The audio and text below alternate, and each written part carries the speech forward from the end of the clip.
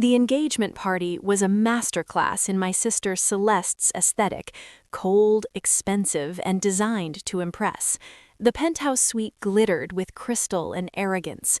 I stood near a floor-to-ceiling window overlooking the city lights, a silent observer in a simple black dress amidst a sea of designer labels. I'd come straight from the courthouse, my mind still replaying the day's docket.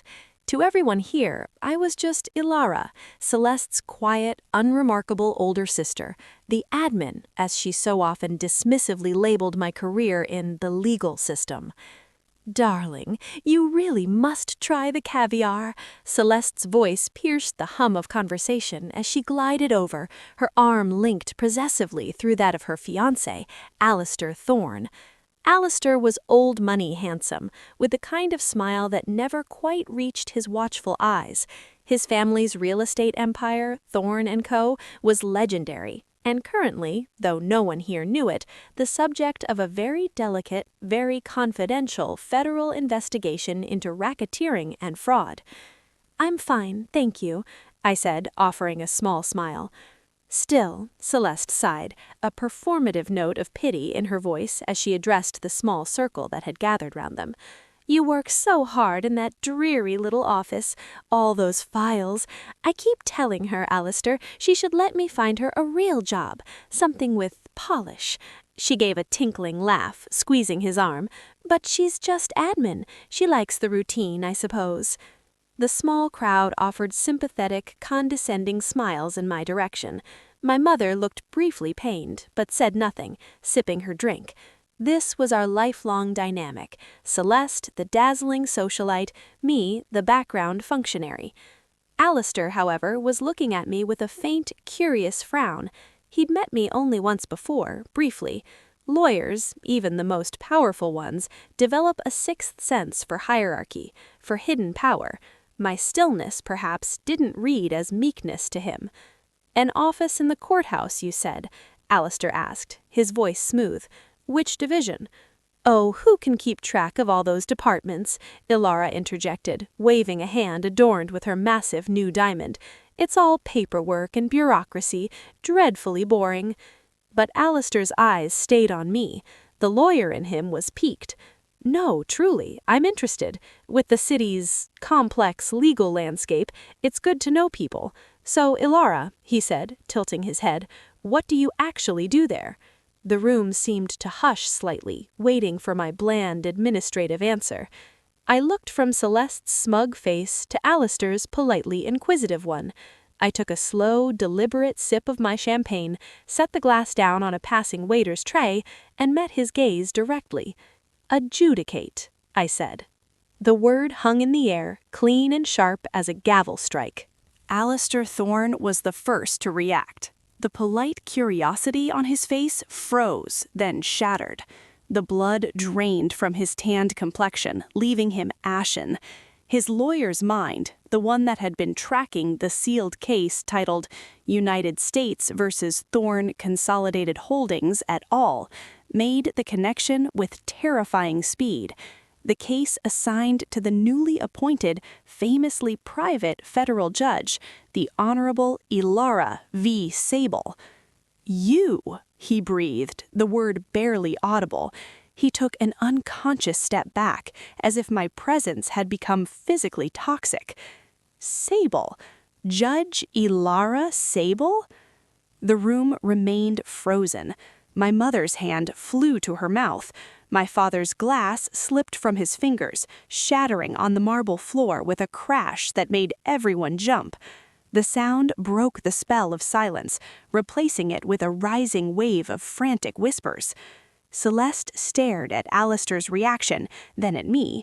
Her beautiful, empty face cycled through confusion, dawning horror, and finally a gut-deep understanding that was almost comical to witness.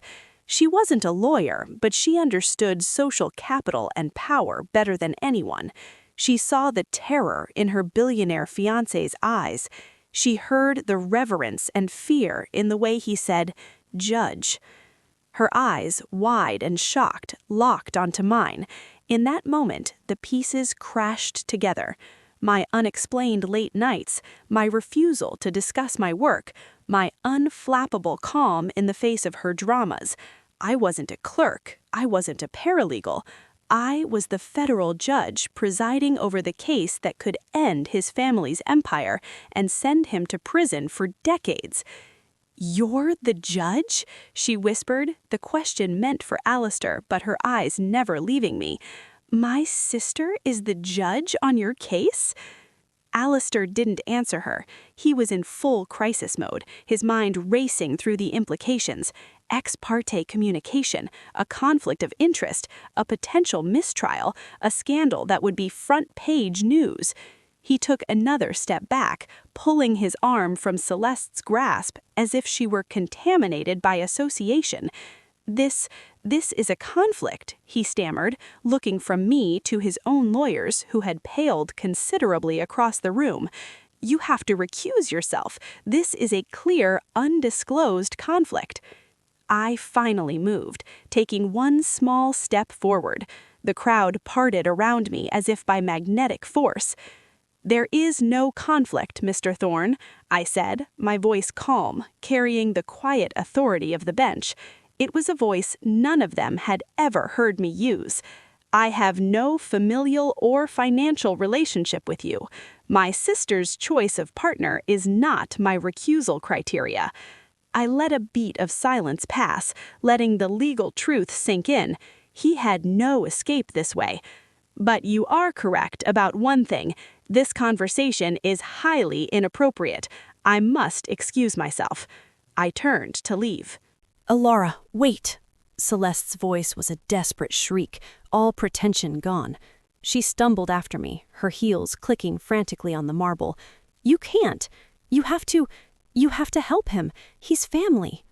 I stopped at the grand doorway and turned.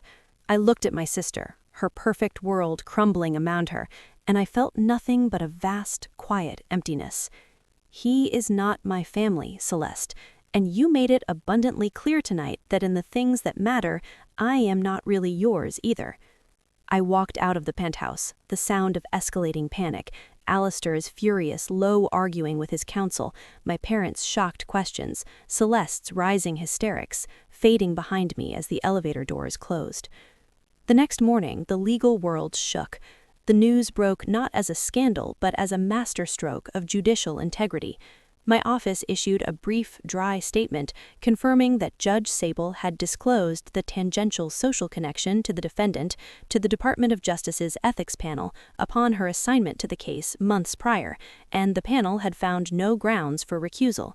The timing of the revelation at a party was noted as unfortunate, but changed nothing legally. It changed everything else. Celeste's wedding was postponed indefinitely. The social invitations dried up. Thorne & Co.'s legal strategy was in tatters, their lead counsel arguing to a judge who now had seen the naked fear in their client's eyes. The case proceeded, faster and more decisively than before. I never returned to one of my family's glittering events. My parents tried, tentatively, to reach out, their awe now tinged with a fear of their own. I met them for coffee, once. It was stilted and strange. The only message I responded to with any warmth was from Alistair's lead prosecutor, a fiercely intelligent woman who simply texted, "Nice dress, nicer gavel." 6 months later, the verdicts came in. Guilty on all major counts.